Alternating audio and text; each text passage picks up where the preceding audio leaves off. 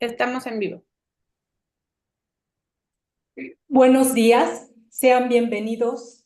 La Universidad Autónoma del Estado de Morelos, el Centro de Investigación Interdisciplinar para el Desarrollo Universitario y el Laboratorio de Análisis del Currículum les da la más cordial bienvenida a todos los asistentes que nos acompañan vía Zoom y también a los asistentes que nos acompañan por el canal de YouTube.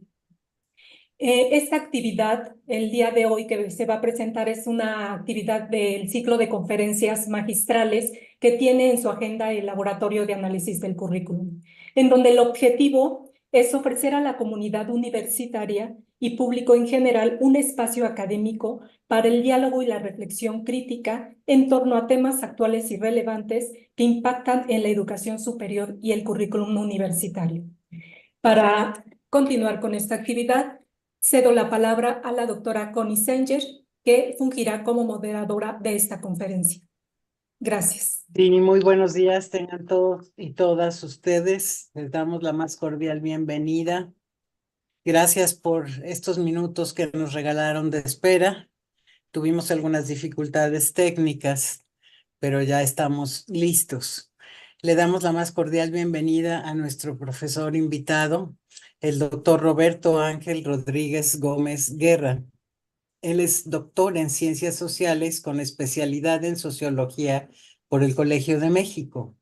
Es investigador de tiempo completo titular C del Instituto de Investigaciones Sociales de la UNAM y profesor de licenciatura y posgrado en Sociología en la Facultad de Ciencias Políticas y Sociales de la UNAM. Pertenece al Sistema Nacional de Investigadores y está reconocido con el nivel 3, que es el máximo nivel de desarrollo. Su área de investigación se centra en la educación y la ciencia, particularmente en los temas de investigación relativos a la política educativa, la educación superior comparada, las políticas de educación superior en México y la educación superior y las desigualdades sociales. Su currículum es muy amplio, pero él nos solicitó que diéramos solamente algunos de estos rasgos. Doctor, sin más, le agradecemos su participación infinitamente y pues quisiéramos escucharlo con la conferencia que ha preparado el día de hoy, Ley General de Educación Superior, a 3 años de su publicación. ¿Cuáles han sido los retos y cuáles son las perspectivas? Cómo no, con mucho gusto. Primero, para agradecer la invitación y la oportunidad para presentar ante ustedes el tema, y agradezco también su presencia y su paciencia. Quisiera dividir la presentación en torno a 4 aspectos. El primero tiene que ver con la trayectoria y los antecedentes, pues, de la Ley General de Educación Superior, que fue promulgada, como ustedes saben, en el año de 2019. Y además, como un segundo tema, después de revisar los antecedentes que dieron lugar a esta disposición, eh, abordar el tema de cómo fue esta ley construida, cuáles fueron las distintas etapas que finalmente llevaron a su formulación hasta su aprobación en el Congreso de la Unión. En esa segunda parte, que corresponde a la hechura de la ley propiamente dicha, me gustaría poder abordar asimismo el tema de cuál es la importancia de contar con una norma general para el sistema de educación superior. En tercer lugar, quisiera pues conversar un poco con ustedes cuáles han sido las implicaciones de la ley en el marco de la política de educación superior del actual sexenio y cómo se ha buscado, digamos, que implementar los principales mandatos de la ley, lo que ha dado lugar a un conjunto de iniciativas, algunas ya en proceso de implementación y otras con un menor grado de desarrollo. Y por último, para concluir la presentación, abordar, digamos, el tema de cuáles son los retos y las perspectivas que se están abriendo ya de cara al siguiente gobierno, al siguiente sexenio. Pues con esos puntos a tratar, comenzaría con el primero, el de los antecedentes o el marco histórico que tiene que ver con la Ley General de Educación Superior. Lo primero y quizás más importante, y es una de las características notables de esta norma, es que viene a llenar un vacío. Es decir, México se demoró muchísimo, si lo comparamos con otros países, el contar con una norma general para educación superior era casi una excepción, si no decir una suerte de rareza. La mayoría de los países cuentan con normas de este tipo en diferentes formatos, de diferente alcance, pero prácticamente todos tienen una ley de educación superior y México no contaba con ella. Es de llamar la atención que cuando fue expedida la Ley General de Educación, que es una primera norma general de educación para todo el país, me estoy refiriendo al año de 1940. Se incluyó ahí un artículo que decía que se tiene que legislar para educación superior una norma específica, que se haría en el futuro. Y que mientras tanto, pues cada una de las instituciones estaría normada por su reglamentación interna. Piensen que en 1940 existían realmente muy pocas instituciones de educación superior y menos aún de universidades. Apenas se acababa de establecer el Politécnico, estaba por supuesto la Universidad Nacional Autónoma de México y algunas más instituciones universitarias en los estados. Pero eso como conjunto era, digamos, de un volumen o de un tamaño muy pequeño y no parecía especialmente problemático que cada una de las instituciones pues tuviese su ley orgánica o su estatuto y que así funcionara el sistema. Se dejó entonces puesto en la disposición de esa ley federal, la de 1940, que en el futuro se legislaría, pero ese futuro realmente tardó mucho en llegar. Hacia el año de 1978 vino un primer, vamos a llamarle intento, o una primera iniciativa que dio lugar a la Ley de Coordinación de la Educación Superior. Fue promulgada ese año, en 1978. Es muy llamativo que el mismo año se estableció por iniciativa de la ANUYES, la Asociación Nacional de Universidades e Instituciones de Educación Superior, en conjunto o en coordinación con la Secretaría de Educación Pública, una suerte de sistema que se llamaba Sistema Nacional Indicativo para la Planeación de la Educación Superior, el SINAPES. Este mecanismo, el SINAPES, por acuerdo CEP y ANUYES, dio lugar a un conjunto de instrumentos o de mecanismos para coordinar la educación superior.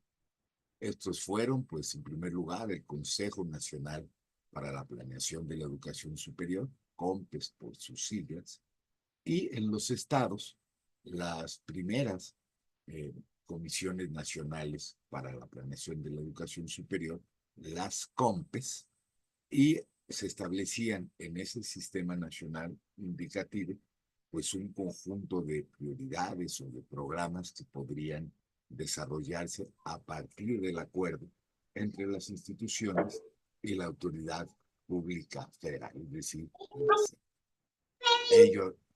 ello daría lugar a fórmulas tales como la Comisión Nacional para la Evaluación de la Educación Superior, se llamó CONAEVA, y a partir de la CONAEVA a diferentes mecanismos de evaluación del sistema de nueva generación o de primera generación. Evaluación de instituciones, evaluación de programas, evaluación de académicos y también evaluación de estudiantes. Para evaluación de estudiantes se fundó el Centro Nacional para la Evaluación de la Educación Superior en el año ya de 1984. Para el caso de los académicos se establecieron en las instituciones, sobre todo, programas de estímulos. Estos van a ocurrir fundamentalmente en la década de los años 90. Para el caso de los programas, se comenzó con un sistema de autoevaluaciones y de ese sistema de autoevaluaciones habría una, digamos, segunda generación que buscaría ir hacia el terreno de la acreditación de programas. Y se crearon, pues, dos nuevos mecanismos para evaluación y acreditación de programas. El primero, que se llamó los grupos de pares o los CIES, y el segundo, las agencias de acreditación de programas coordinadas por un consejo de acreditación, el COPAES. Eso en el año 2000. De manera que, por lo menos, la política de educación superior de finales de los 80 y de toda la década 90 estuvo determinada básicamente por la implementación de fórmulas de evaluación y acreditación y a través de programas que eran fondos concursables para recursos extraordinarios a las instituciones de educación superior. Hubieron otros cambios en paralelo a la operación de este sistema nacional indicativo, que fueron la diversificación del sistema, pues con la creación de universidades tecnológicas primero, con la ampliación, pues, a un número muy importante de los institutos tecnológicos de carácter federal o de carácter descentralizado, que después se reunirían en una estructura de coordinación. Eso en el año 2018, perdón, 2015 más o menos, que es el Tecnológico Nacional de México.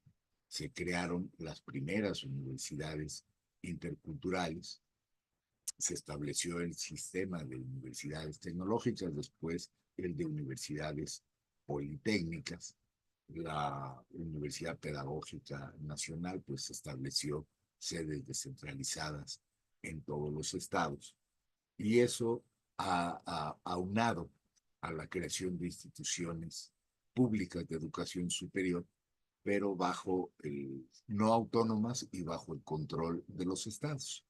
Las universidades públicas de educación superior de carácter solidario, UPES. Sistema en estos años, me refiero a las décadas 80 y 90, realmente creció mucho, se diversificó y comenzó a ser realmente limitada la fórmula de coordinación normativa a través de la ley de coordinación. De hecho, la ley de coordinación de 1978 respondía más bien que a, digamos, un propósito de regular la educación superior como tal, a incluirla en el nuevo, digamos, mecanismo de distribución de recursos fiscales federales a los estados. Hubo una renovación del mecanismo de distribución de recursos fiscales a los estados, los fondos que se habrían de trasladar a los estados desde la federación a través de los mecanismos de participaciones y de ramos. El ramo número 33 se creó en esos años, en el año 78, 79 y en el 80, para hacer llegar a las entidades federativas recursos federales que pudieran aplicar a los campos, por ejemplo, de política social, entre ellas política de la educación. Ese fue más bien la razón de ser de la Ley de Coordinación de la Educación Superior. Esta ley de coordinación incluyó además dos también mecanismos o procedimientos para coordinar a la educación superior tecnológica, el Consejo Nacional de Educación Superior Tecnológica, y para coordinar a las normales, como digamos un inicio de nuevos fórmulas o mecanismos de gobernanza. Desgraciadamente, estas dos comisiones de coordinación, la correspondiente a tecnológicos y la correspondiente a normales, pues en el fondo fueron capturadas por la autoridad, y más que funcionar como órganos consultivos, funcionaron como correas de transmisión de lo que disponía la SEP para los tecnológicos y para las normales, y dejaron de operar en los años 90. Hay un dato que también es importante y es en cierto modo paradójico, que la Ley de Coordinación del 78 y el Sistema Nacional de Planeación Indicativo, también del 78, no se hablaban entre sí, no se hablaron entre sí. La Ley de Coordinación, si ustedes la revisan, no incluye al Sistema Nacional de Planeación. Y el Sistema Nacional de Planeación tampoco establece como marco de referencia a esa ley. Entonces funcionaron en realidad como, digamos, dos instancias paralelas y con poca o ninguna interacción entre ellas. Es la época que ahora se llama del neoliberalismo, ¿no?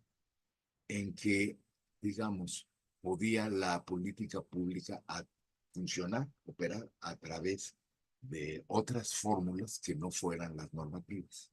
Fundamentalmente, esto es el caso a través de, digamos, incentivos, es decir, de fondos extraordinarios que se concursaban a cambio de condiciones para las instituciones de educación superior. ¿Cuáles eran estas condiciones? Bueno, establecer procedimientos de planeación, de carácter de planeación estratégica, en que establecieran su visión, su misión y, digamos, cuáles serían los esquemas de planeación para alcanzar esos objetivos.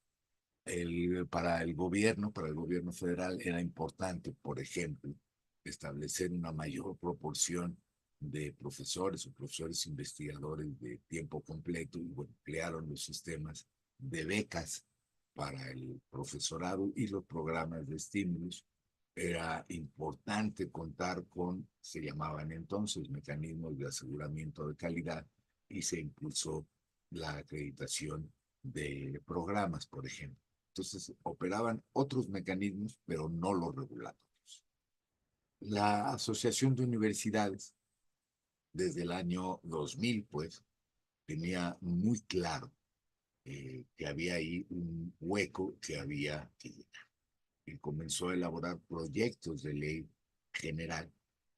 Estábamos hablando de casi 25 años, que pudieran servir como referente para la eventual discusión y legislación del tema.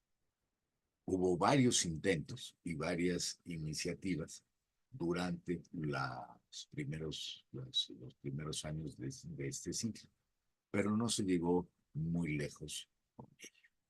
Hasta que hacia el año 2010, la asociación puso de nueva cuenta manos a la obra, pero ya con un proyecto de ley general, con ese formato de ley general. Aquí es importante aclarar qué es una ley, qué es una ley general. Una ley general también se puede entender como una ley constitucional, es decir, no forma parte de la Constitución, pero está mandada por la Constitución. Cuando se hizo la reforma Constitución del 2018, puso el actual gobierno, viene ahí un artículo transitorio que determina que se debe legislar, o se debe establecer una ley general para la educación superior y también una ley general para el sistema de ciencia y tecnología. es un artículo transitorio. Y además, en la reforma constitucional de 2018, se reformó el artículo 3 y el artículo 37 y el artículo, no recuerdo el número, pero el que establece las atribuciones del Congreso. Y señala como atribución del Congreso el poder legislar en materia de educación superior, ciencia y tecnología. Es una primera característica de una ley general. Está mandada por la Constitución. La segunda característica, y esta es también muy importante, es que establece lo que se llaman las competencias, es decir, lo que corresponde a la federación, lo que corresponde a los estados y lo que corresponde a los municipios. Toda ley general, por lo menos en teoría, debe establecer una distribución de competencias, lo que a cada uno le toca, así como las bases de coordinación. Y eso, digamos, son mandatos que las leyes generales deben de respetar. En México comenzaron a existir realmente leyes generales, bueno, en las últimas 2 décadas ha habido una suerte de proliferación de leyes generales. Hasta esos años no era el caso, era más bien, digamos, la formulación de leyes federales, suponiendo que estas tenían alcance nacional, pero no aquellas de este otro tipo, las leyes generales que establecen distribuciones de competencias. Bueno, pues en ese marco se comenzó a trabajar desde la NUYES la confección de una ley. Hacia el 2015 se formó ya un grupo de trabajo de especialistas en ANUYES para hacer un diseño de ley. Y este se hizo en los años 2015 y 2016. Y ya puesta el proyecto completo, se tuvo un acuerdo con la Cámara de Senadores a través de la Comisión de Educación del Senado, en que se impulsaría el proyecto de ANUYES para poderlo llevar a Congreso. La carta de intención respectiva entre el Senado y la ANUYES es del 2018, a principios del 2018. Pero ya en ese año se comprendió que era tal vez demasiado tarde para poder legislar en el marco de lo que empezaba como las campañas por la presidencia en 2018. No era el momento más oportuno. Es un momento parecido al actual, tratar de establecer una ley cuando están las campañas por la presidencia, pues es especialmente complicado. Aunque estuvo el punto de acuerdo y hubo foros y hubo discusiones, etcétera, no se llegó muy lejos. Sin embargo, contra todo lo esperado, el cambio en la presidencia de la República, con la llegada de la Cuarta Transformación, al gobierno abrió una nueva ventana y una ventana diferente, que fue la reforma a la Constitución. Como la Constitución mandaba hacer la ley general, pues ya ni siquiera se necesitaba un acuerdo, un mandato de ley, y además establecía un plazo, que la ley estuviera lista a más tardar en el 2000. Se formó un nuevo grupo de trabajo. Este se estableció en la UNAM por acuerdo de los rectores en el Instituto de Investigaciones Jurídicas, y participaron sobre todo especialistas en 2 ramos, especialistas de educación superior y, bueno, abogados, ¿no? Es decir, juristas. Se trabajó en el segundo semestre de 2018, pero encima del escritorio, por decirlo así, se tenía el documento de la NUYES, el que se había construido previamente. Y la idea era mejorarlo, adecuarlo a las que se entendían como posibilidades de política educativa del sexenio y ampliar su perspectiva. ya digamos más en el formato de una ley general que de una ley nacional. Decide establecer las competencias para los estados, por ejemplo, y tener presente el marco normativo nacional en distintas materias, no solamente la educativa. Por ejemplo, los temas de, de no discriminación, los temas de derechos humanos, los temas de igualdad de género, en fin, poder incorporar ese conjunto de disposiciones al formato de ley general para la educación superior. Ese fue un trabajo muy interesante, y terminó hacia finales del 2018. Y todo apuntaba, bueno, a que se podría lograr ya una ley disponible para el Congreso. A finales de 2018 se presentó esta iniciativa, la construida en la UNAM, a la Asamblea de la ANUYES, y esta determinó hacer foros de consulta para que en cada uno de los estados, con la participación de quienes quisieran participar, se hicieran observaciones. Hasta ese momento, la relación de trabajo era entre ANUYES y entre la Subsecretaría de Educación Superior, y el documento era el proyecto de ley establecido.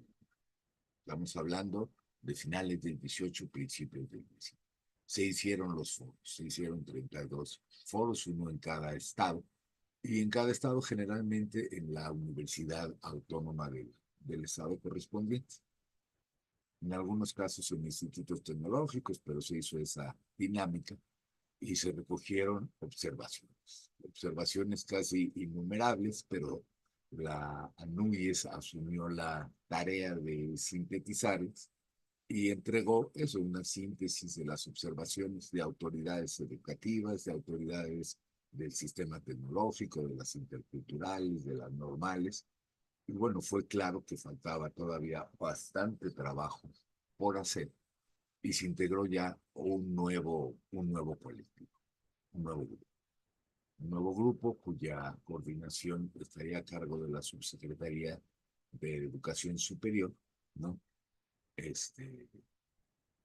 Y a partir del documento UNAM y de las observaciones hubo llamémosle, un segundo proyecto. Acá hubo una suerte como de complicación. En este desarrollo que les estoy contando, que les estoy comentando, no se tenía en cuenta que los partidos representados en el Congreso pues tendrían necesariamente que participar en la elaboración de la ley. Y entonces se tuvo que establecer un mecanismo de comunicación entre las representaciones de los partidos y el grupo establecido entre la Subsecretaría de Educación Superior y la ANUYES, a través de un enlace legislativo acreditado por la SEP, y comenzaron a llegar las observaciones de los partidos. Acá, para comentar esta historia, sí vale la pena decir que llegaron observaciones de todos los partidos, excepto de uno, el partido en el gobierno. Porque ellos consideraron que quedaban representados por la propia Secretaría de Educación Superior y que no necesitaban hacer observaciones que emanaran de la plataforma del partido, sino más bien de la perspectiva del gobierno. Ahí hubo algunas, vamos a llamarle fricciones o diferencias, pero finalmente se pudo establecer la comunicación. Se trabajó básicamente en el primer semestre del año 2019 para conseguir un acuerdo. El problema del acuerdo es que los diferentes partidos, y al abrir el espacio en la Cámara de Diputados para revisar la ley, pues hubo también ahí temas de lo que se llama el lobby, es decir, intereses de otros grupos interesados en la educación superior. Básicamente, los representantes de la educación superior privada, ¿no? A través de la Federación de Instituciones Mexicanas Particulares de Educación Superior, la FIMPES, y de algunos rectores de universidades y otras instituciones de carácter privado. Ellos tenían su propio interés, su propia agenda, e impulsaron que la ley contemplara, digamos, regulaciones adecuadas para el interés de ellos, ¿no? Que están sobre todo centradas en el registro de validez oficial de estudios, el REVOE, que es el que autoriza y da validez a la posibilidad de programas, en instituciones particulares, de programas que hay que refrendar, el REVOE se tiene que refrendar, o que el REVOE es de nueva creación, para programas de nueva creación. Hicieron su lobby, lo ganaron con toda amplitud, hay que decirlo como es. Y en la Ley General de Educación Superior quedó plasmado un título para educación privada que fue casi diseñado por ellos, en buena medida diseñado por ellos. Del sector salud, por ejemplo, llegaron notas y observaciones que hacían ver que el sistema de autorización de programas para medicina tenía que pasar por autoridades del sector salud, y eso también quedó puesto en la Ley General de Educación Superior. Del lado de las comisiones de igualdad de género, estas comisiones legislativas decían que la parte de igualdad de género se había quedado corta y que había que ampliarlo, hicieron propuestas. Es decir, de distintos lados y por distintos grupos de interés. Al decir grupos de interés, quiero decir lo que el término indica, es decir, que están efectivamente interesados en la mejora de una norma, no tanto el sentido de grupos de interés, en sentido negativo, que están presionando contra la regulación. No es eso, sino grupos interesados en que la ley, en efecto, lograra los objetivos que se proponen. De una ley que originalmente tenía aproximadamente 60 artículos, casi se duplicó, después se iba con un mejor formato a comprimir, ¿no? hasta lo que es actualmente la disposición. Solo que es, en términos formales, una ley que es razonablemente en su tamaño, en su número de artículos es razonable, pero cada artículo tiene fracciones y fracciones y fracciones. Es una ley muy, digamos, aspiracional, más que propiamente regulatoria del sistema, pero sin duda es un marco general. Para no hacerles demasiado abrumadora la presentación de antecedentes, lo dejamos para preguntas, lo que ustedes quieran saber. Les diré que finalmente la ley llegó, pero por la vía del Senado. Se construyó en la Cámara de Diputados, pero fue presentada en el Senado. Y fue presentada de una manera muy especial. Es iniciativa de quienes menos participaron en su elaboración, es una iniciativa de Morena, no es una iniciativa de presidencia, pero la iniciativa de Morena fue además suscrita por el resto de los partidos. Es una ley multipartido, ¿no? Si ustedes ven la iniciativa como tal que llega al Senado, está firmada por todos los representantes de los partidos y por diputados y senadores. Eso le da mucha fortaleza. Entonces ingresó hacia finales del 2019 al Senado de la República, y del Senado, una vez que ingresa, pues el siguiente paso es que la dictamine la Comisión de Educación y una comisión legislativa. Ese es un nuevo espacio en el que intervino sobre todo la Secretaría de Hacienda. La Secretaría de Hacienda hizo que se modificaran todos los artículos que tienen que ver con dinero para que se añadiera en cada caso la cláusula favorita de Hacienda, bueno, de la Hacienda de este sexenio, que es sujeto a disposición presupuestal. Porque la Ley General de Educación incluye algo muy importante, que es lo siguiente. Uno de los temas relevantes para el gobierno era la gratuidad de la educación superior, pero no había recursos para ello, nunca lo sabía. Y una gratuidad impuesta desde la ley, pues implicaba el tremendo riesgo de que las instituciones, al dejar de cobrar las públicas, al dejar de cobrar inscripción y colegiatura, tuvieran insuficiencia financiera. Hay que decir que prácticamente todas las instituciones, casi todas las instituciones públicas de educación superior, algo cobran, ya sea en inscripción o en colegiaturas. Esto que les digo incluye a las normales, incluye a las pedagógicas, incluye a los tecnológicos, a las universidades tecnológicas, a las politécnicas, todas cobran. Vamos a decir, cobran poquito, pero cobran, ¿no? Y la gratuidad sí sería un elemento muy complicado de manejar para el financiamiento, sobre todo para el gasto operativo de las instituciones. Se encontró una solución. Esa solución, es decir, para establecer la gratuidad hay que crear un fondo para la gratuidad y ese fondo tendría que ser alimentado por la Secretaría de Hacienda. Bueno, en la Ley General de Educación Superior se puso que hay que hacer un fondo específico para gratuidad y obligatoriedad de la educación superior, pero que el financiamiento de este fondo sería gradual y sujeto a disponibilidad presupuestal, lo que da como resultado que lo que fue una gran propuesta desde la campaña del actual presidente de establecer la gratuidad y la obligatoriedad, bueno, no se ha podido, no se ha cumplido, pues, ¿no?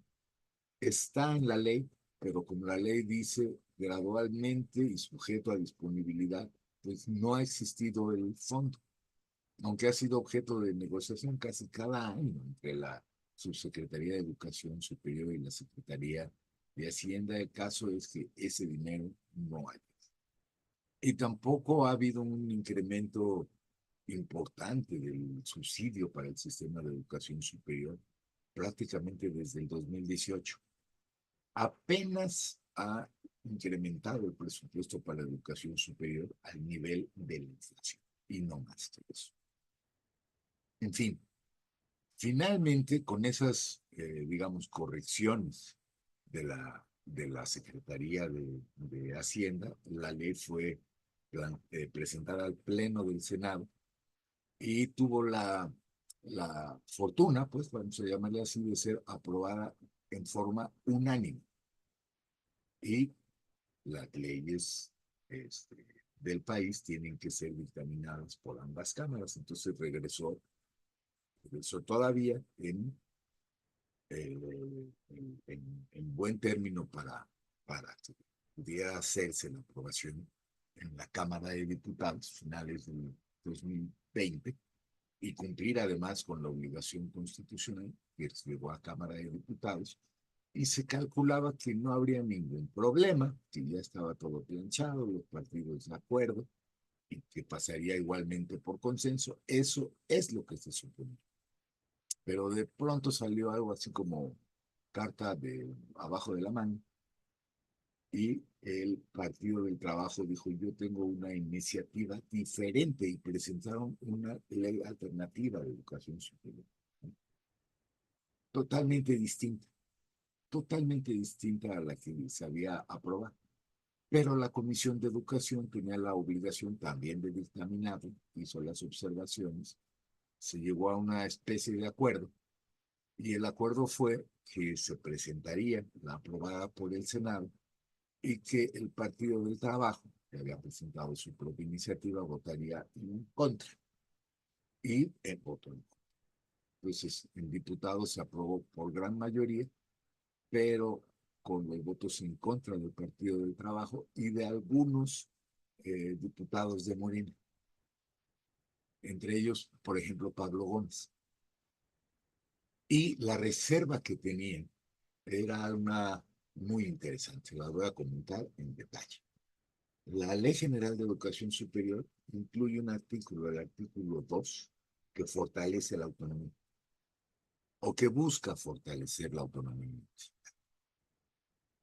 Y señala, número 1, que ninguna ley orgánica puede ser distinta de lo que señala la Constitución Federal en materia de autonomía, ¿no? Pues, pero lo más importante, que si un gobernador o un congreso local quiere modificar una ley orgánica de una universidad autónoma, tiene que hacerlo en consenso con la universidad respectiva, ¿no?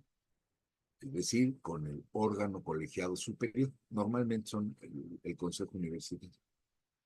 Entonces tiene que haber un acuerdo entre el Congreso local o el gobernador del estado y la universidad para que proceda una reforma a una ley orgánica. Eso lo dice la Ley General de Educación Superior. Lo que decían los diputados que votaron en contra es que eso era contrario al principio de que los diputados tienen derecho de iniciativa. Es decir, ellos tienen la atribución que está puesta en la Constitución Federal y en las constituciones de los estados, que quienes inician leyes son o el gobernador o los diputados. Entonces, que eso no podía ser limitado por una ley como la Ley de Educación Superior, que si querían o queríamos esa protección a la autonomía, se tenía que reformar la Constitución, no a través de una ley general. Y por eso votaron en contra, por esa razón y por ninguna otra, ¿no? Digo, me refiero a los diputados de Morena. Pero a final de cuentas, y con una proporción superior al 85% de los votos, en diputados, salió aprobado y se expidió. Bueno, llegó a la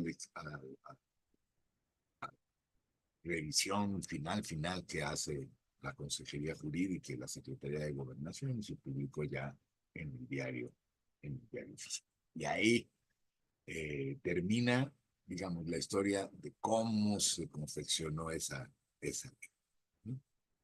Pero prácticamente al día 2 de haber sido publicada en el diario oficial, la Subsecretaría de Educación Superior dijo, bueno, ahora hay que implementarlo. Y la implementación, es decir, la puesta en práctica de los mandatos de la Ley General de Educación Superior, ha sido el eje o la columna vertebral, si quieren llamarlo así, de la política de educación superior del sexenio, ¿no?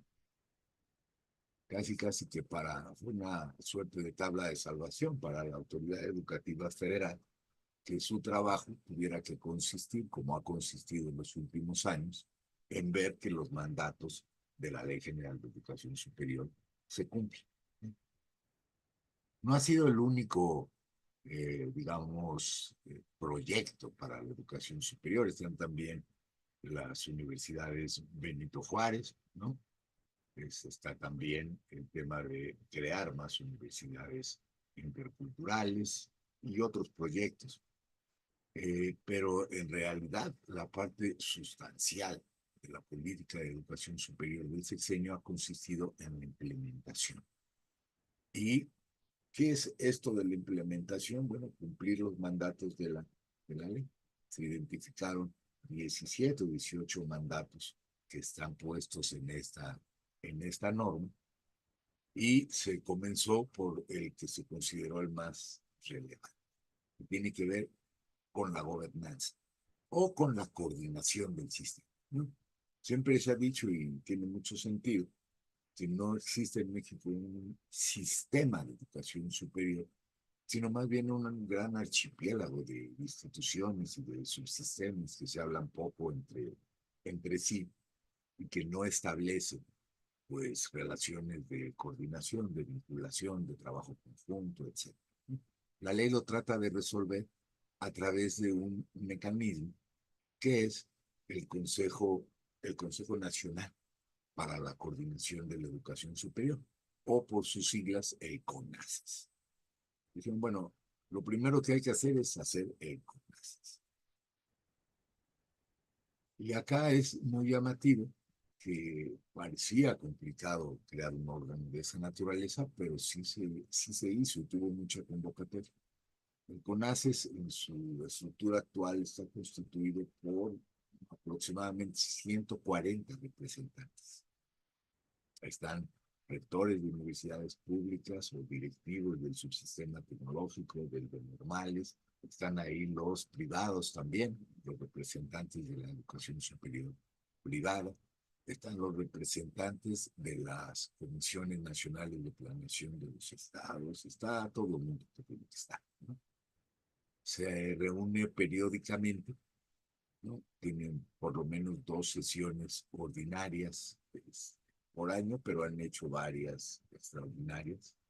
La primera de estas fue a semanas después de haber sido aprobada la ley para crear el consejo. Y se decidió que el consejo operaría a través de comisiones o grupos de trabajo. Un grupo de trabajo para cada uno de los mandatos de la ley, básicamente, ¿no?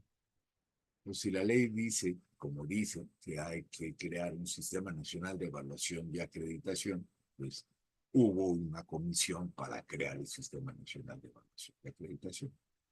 Uno para el sistema de créditos y competencias, pues una comisión para eso. Una para hacer interactuar a la educación superior con la CID, con H, pues también hubo una comisión para ello, otra para hacer el Plan Nacional de Educación, el Programa Nacional de Educación Superior, una más para establecer los mecanismos de financiamiento, otra para establecer un plan para la ampliación de la cobertura de educación superior, etcétera, hasta llegar a una docena de comisiones o grupos de trabajo. Una para el Sistema Nacional de Información, que es otro de los mandatos, de la ley, y así dividido en grupos de trabajo, pues se pudo emprender esta tarea de información. Entonces la pregunta es, y además algo muy importante, se reactivaron las comisiones nacionales de planeación de la educación superior de los estados y prácticamente están operando todas, ¿ya?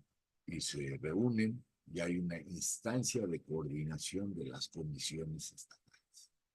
La idea de la ley es ambiciosa, no es sencilla, que es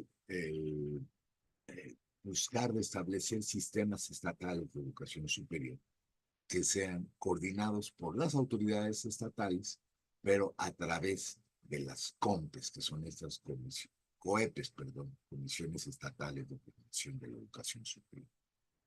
Y también hay la intención de que cada uno de los estados cuente con su ley estatal de educación superior. Son pocas las que se han aprobado, pero ya van varias, o que reformen su ley de educación, la ley estatal de educación, para incluir las disposiciones de la ley general, o por lo menos, como fue el caso de la Ciudad de México, que en la ley de educación indiquen que para educación superior aplica la Ley General de Educación Superior. Hay esas 3 vías, ¿no? Algunos estados, es el caso, para empezar, de Puebla, pero también lo hizo ya Jalisco, que también lo hizo Sinaloa, ya cuentan con leyes estatales de educación superior, ¿no? Que prevén la operación de sistemas estatales de educación superior y que son coordinados por las comisiones estatales de educación superior. Es la perspectiva, digamos, federalista. ¿Cuál es el problema? Que, bueno, buena parte de las instituciones de educación superior, cuantitativamente la parte mayor, pues son aún de carácter federal, es decir, controladas por las autoridades de la federación, todo el subsistema tecnológico prácticamente, ¿no? Todo el subsistema de escuelas normales y de universidades pedagógicas. Entonces, en los estados hay esta complicada convivencia entre instituciones autónomas, instituciones federales e instituciones que dependen del Estado. Hay como las tres vertientes, y las instituciones que realmente dependen de los estados son muy pocas, ¿no? Ya sumadas todas, a lo mejor pues, sea una cifra importante, pero el mecanismo de coordinación de nivel estatal es uno de los retos más importantes de la ley. La ley da la plataforma para ello, pero la operación de esa plataforma no es de ninguna manera sencilla, sobre todo porque los estados no cuentan con suficientes recursos financieros propios como para tener una forma de coordinación del suficiente alcance que permita visualizar la operación de sistemas estatales de educación superior en los que la intervención de la federación sea mínima, ¿no? Ese es todavía de carácter medio utópico. Una de las comisiones que más trabajó fue la de evaluación y acreditación, y ya se cuenta con un principio, pues, para ello, y se está tratando de impulsar en las diferentes instituciones públicas de educación superior, y es un mecanismo doble: hacer la autoevaluación periódica de la institución como tal y de sus programas, y a partir de esa autoevaluación, que sería una evaluación asistida, por ejemplo, por especialistas o por profesionales o determinados por la propia institución externos, a partir de esos diagnósticos, crea los planes de mejora continua. Ese sería el objetivo: utilizar la evaluación en planes de mejora continua y no para otros objetivos como había sido la acreditación. Las formas de acreditación todavía vigentes, que están, digamos, operadas por agencias que son privadas, no se cancelan, pero no la subsidia más el Estado, y queda a decisión de las instituciones si acreditan sus programas mediante esos mecanismos, por ejemplo, porque era muy problemático cancelar la acreditación que había estado vigente pues desde el año, por lo menos desde el año 2010, ¿no? El sistema de información pues se ha ido trabajando a través de módulos. Ya existe un mecanismo a través de páginas web de información de la SEP. Está mejor de lo que antes existía, pero tampoco opera de manera perfecta. De los módulos pues, más interesantes son los que tienen que ver con la producción académica, pues, de los académicos de las instituciones, en que trabajando con el sistema se puede llegar hasta el texto completo producido, ¿no? Por ejemplo, y a tener una contabilidad mucho más precisa de lo que cada una de las universidades y otras instituciones produce. Pero no es particularmente amigable ni fácil extraer pues, de ahí información pública a detalle. Desde luego sigue siendo un punto complicado la transparencia completa de las instituciones, aunque ese sería el objetivo a alcanzar, ¿no? Que un sistema de información no fuera solamente de datos estadísticos, sino que permitiera, digamos, tener acceso a toda la información que las instituciones producen. Pero bueno, se ha seguido trabajando en el sistema de información. De las comisiones menos afortunadas es la que tiene que ver con el fortalecimiento de la investigación científica, porque aunque se ha contado con participación de las autoridades del CONACYT, hubo un punto de fricción fuerte, que fue el del Sistema Nacional de Posgrados. Ustedes saben que eso es de reciente creación. Hay un nuevo padrón de posgrados para becas administrado por CONACYT, y se suponía que la Secretaría de Educación Superior iba a acreditar a cuáles programas se deberían dar las becas.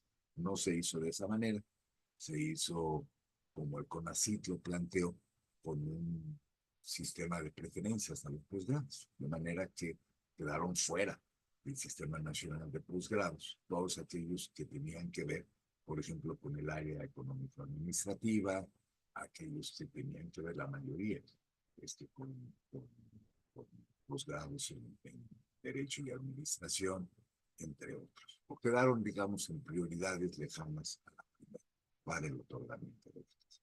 Entonces, ahí sigue siendo un gran reto de los principales el poder tener una política articulada de educación superior y de ciencia, tecnología e innovación. Ya se está discutiendo en las plataformas de las candidatas, por lo menos la prioridad que eso debería de tener. Como también, y eso no está suficientemente contemplado en la ley, algún mecanismo de articulación entre educación superior y educación media superior. Ese es también un vacío muy fuerte, muy importante. La media superior está entre dos tensiones, ¿no? Lo que llegue de la nueva escuela mexicana y lo que están pidiendo las instituciones de educación superior como competencias de los egresados del bachillerato. Y esa especie de doble tensión puede hacer crisis en los próximos años, ¿no? Aunque en media superior se ha trabajado pues ya por largo tiempo poder tener un marco curricular común. Ahora con una nueva concepción de la escuela mexicana, la nueva escuela mexicana, pues el media superior o el bachillerato tendría que cambiar sus mecanismos pedagógicos y sus propuestas curriculares, pero está la otra presión, que es la que ejerce el sistema de educación superior sobre lo que se espera en materia de conocimientos, capacidades, habilidades, disciplinas, etcétera, de los egresados de media superior. Otro tremendo reto, ¿no? Está el reto fundamental de la cobertura, pero no tanto de la cobertura nacional de educación superior, sino de las brechas estatales, ¿no? Aunque la cobertura de nivel licenciatura, ¿no? Ya se está comenzando a aproximar, ¿no? Al 50%, ¿no? Que sería una meta de relativamente fácil alcance. Pues la cobertura en los estados del sur del país, ustedes ya saben cuáles, ¿no? Chiapas, Oaxaca, Guerrero, apenas sobrepasa el 20%, el 25%, está menos de la mitad. Entonces, poder empezar a cerrar estas brechas de cobertura es también un reto de fundamental importancia. Y el reto máximo, ustedes se pueden suponer, pues es de carácter financiero. Es decir, casi cualquier propuesta de renovación, de cumplimiento de todos los mandatos de la Ley General de Educación Superior, pues requiere de un financiamiento suficiente. Y esa ha sido y prevalece como la principal asignatura pendiente de manera que este, hay muchas ideas nuevas sobre educación superior. Ya saben, aprovechar toda esta revolución digital para incrementar las posibilidades de una educación superior flexible, quizás de carácter mixto, incrementar la oferta de educación superior a distancia para poder llegar a todas las zonas que no son cercanas a las instituciones de educación superior en el país, poder, digamos, hacer realidad las propuestas de equidad de género que están puestas en la ley, las de dos tipos, las de acceso, pero también las de evitar ya todos los temas de discriminación, acoso, violencia, etcétera, en las instituciones, crear instituciones seguras y ambientes seguros y libres de violencia. Además, tener infraestructuras a la altura de la calidad del sistema de educación superior que se pretende. Todo eso, todo ese paquete de mejora, pues está sujeto a los recursos que se puedan integrar desde la federación y a la concurrencia de los estados, que tampoco tienen financiamiento suficiente. Hay alternativas, pero sí. Y una tensión muy importante es entre las becas para la educación superior y los otros, digamos, elementos de mejora del sistema.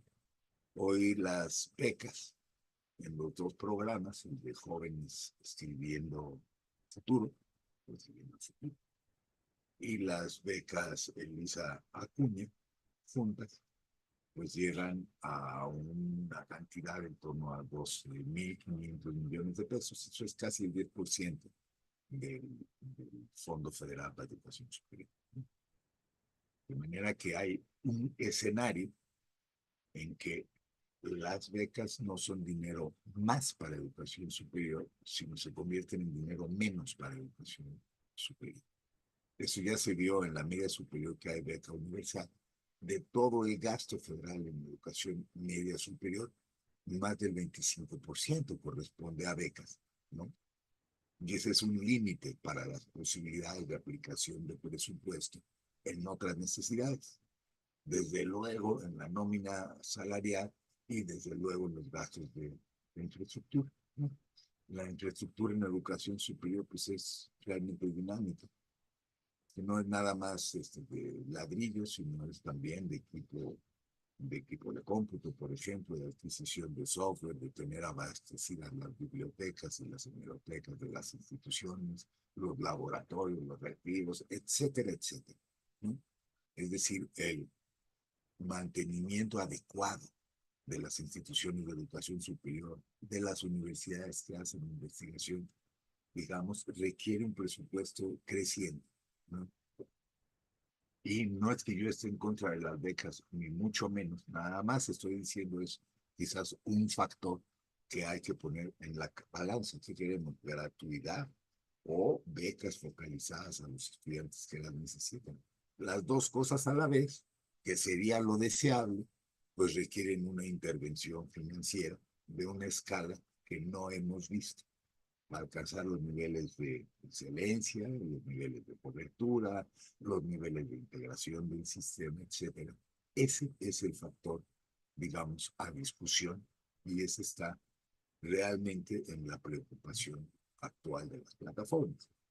Porque estando en el escenario de las plataformas, estamos en un escenario de prometer no empobrece, pero bueno, a ver cómo se le va a hacer para llevar a la realidad esas propuestas.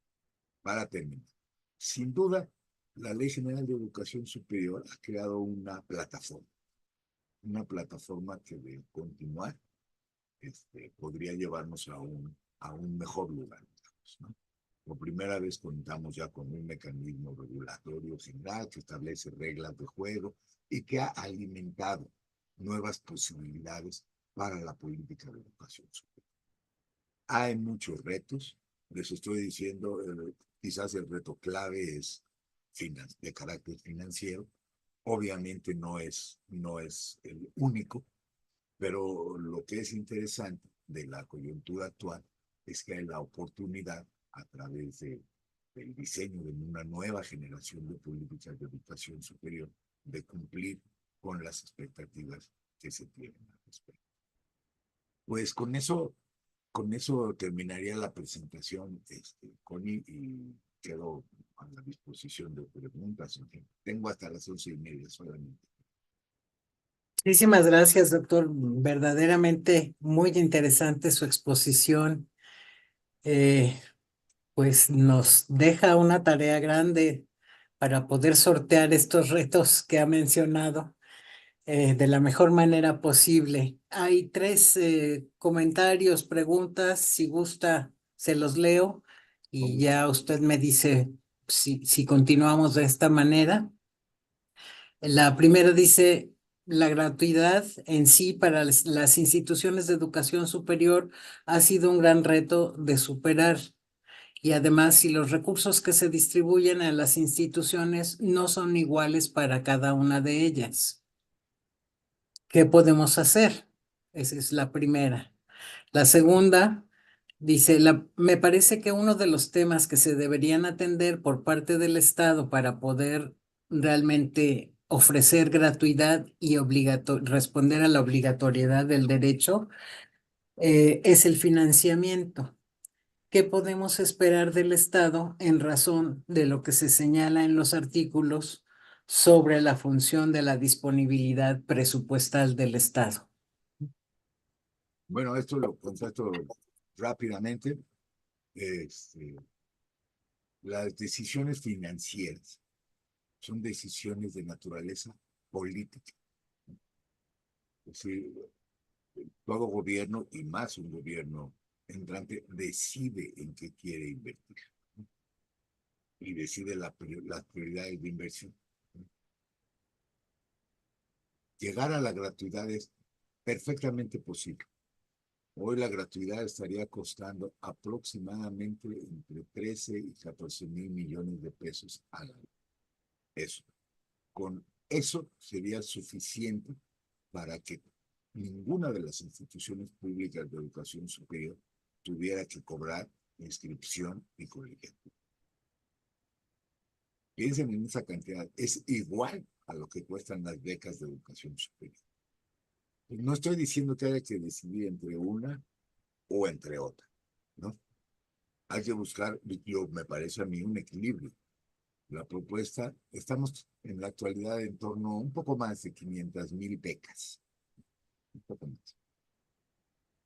Y hay propuestas de campaña de llegar a 1 millón de becas. Quizás se pudiera tener un equilibrio de mejor mantener más o menos el número de becas en torno a 500,000 que alcanza para los primeros completos, para los primeros 4 deciles de ingresos, ¿no? Y tiene sentido porque son los más vulnerables, y contar con recursos adicionales para establecer la gratuidad. Ese sería un mecanismo. Otro mecanismo, que a mí es el que más me gustaría, es que pusieran las becas en la Secretaría de Bienestar, como están las de jóvenes haciendo futuro. Esas becas se administran a través de la Secretaría de Bienestar y no de la Secretaría de Educación. Y si se liberan las becas del presupuesto de educación superior, se hace gratuita mañana la educación superior. Es de ese tamaño. Por eso les digo, son decisiones. Los estados pueden también establecer fórmulas de gratuidad, ¿no? Patrocinando las becas, patrocinando la gratuidad con fondos complementarios en el estado correspondiente. Alguna vez se hizo en Michoacán, no duró mucho, pero sí se tuvo que hacer porque cambió la constitución de Michoacán, establecieron la gratuidad y entonces le tuvieron que pagar a la Nicolaita lo que dejaba de recibir por inscripción y colegiatura. Les cuento que ya hay centenares de amparos de estudiantes que reclaman el no cobro de cuotas, porque la Constitución dice que la educación superior es gratuita, ¿no? Entonces se amparan, generalmente ganan amparos. Todavía no hemos llegado a la escena de los amparos de aplicación general. Es decir, que el amparo beneficia al estudiante que lo ponen, pero no a todos los demás, ¿no? Y el estudiante que se ampara a lo mejor recibe el beneficio del amparo cuando ya está como en sexto semestre o séptimo semestre. Digo, esa es la verdad. Pero él está haciendo fricción el sistema para que la gratuidad sea una realidad, ¿no?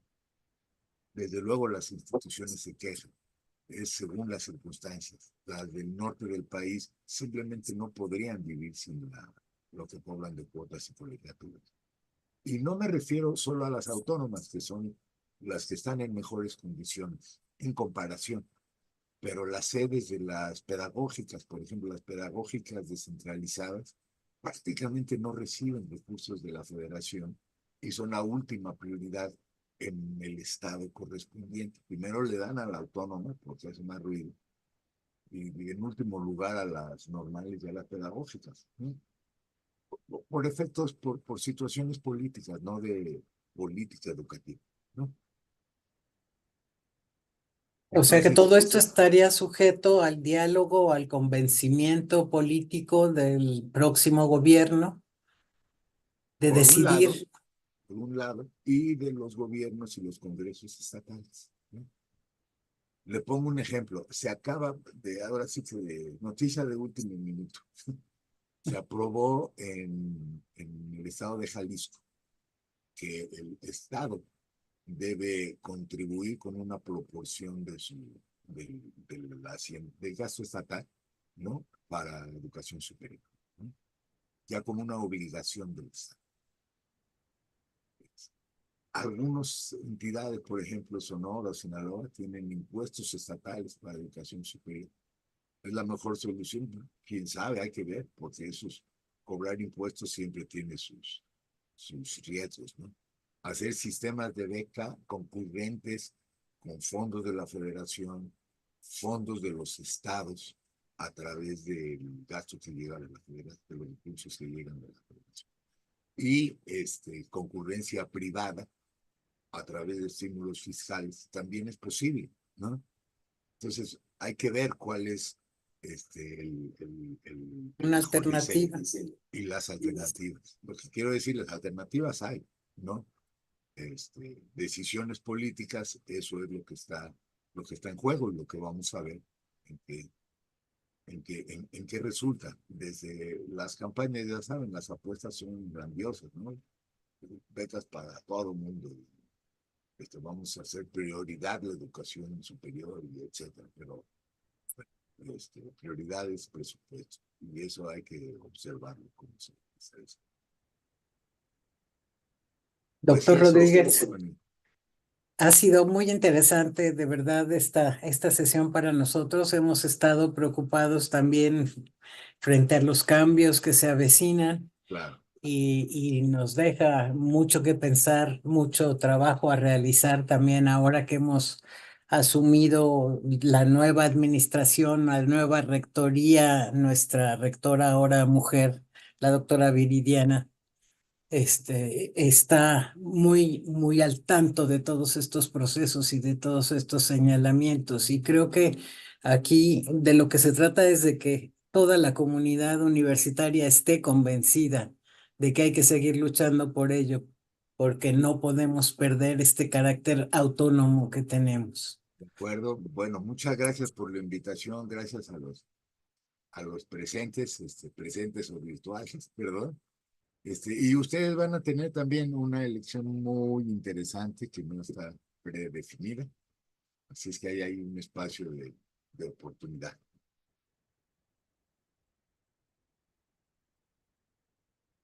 Y eso es todo de mi parte.